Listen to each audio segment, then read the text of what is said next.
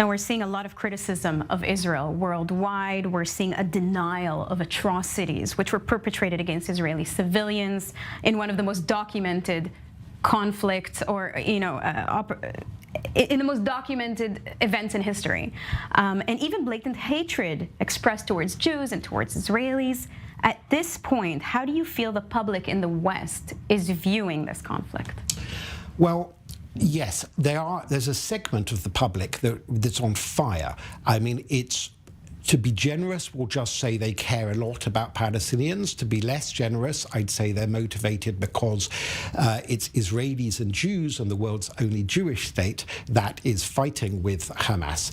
And we have disruptions all over the place. So just a few days ago, for example, in Lower Manhattan, at the site of the 9/11 terror attacks, World Trade Center, we have people chanting for the end of Israel. And of course, this was one of the aims of Al-Qaeda, the terror group that carried out the 9/11 attacks. We have things like the Milan Opera House in Italy, a disruption of a performance, a Christmas performance a few days ago. We have railway stations being shut down by protesters in major American cities, also in British cities. We have the Los Angeles freeway being disrupted. But having said that, I think there's a large silent majority that absolutely do not like their lives being disrupted, do not like people screaming and shouting extremist slogans on behalf of a conflict far away that has nothing directly impacting people in America or Europe.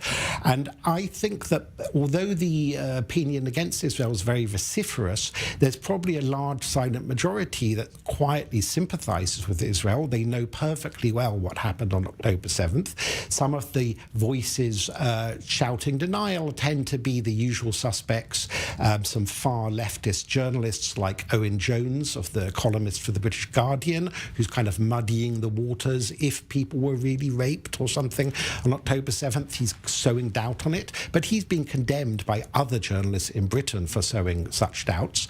And I think that, the people shouting loudest make a lot of protest, but that doesn't mean that a big swathe of the population agrees with them. My sense is they don't, actually, and we just, they don't go out and demonstrate for Israel, but they certainly don't sympathize with kind of de facto pro-Hamas demonstrators.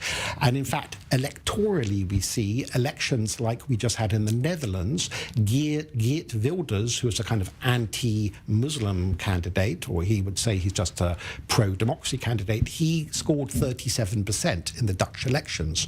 So I think that's a sign of things to come in general in Western democracies. People don't want their streets and railway stations and sacred symbols like the cenotaph in Britain, or the War Memorial, or the site of the World Trade Center in America. They don't want them disrupted by people screaming anti-Zionist or anti-Semitic or pro-terrorist slogans.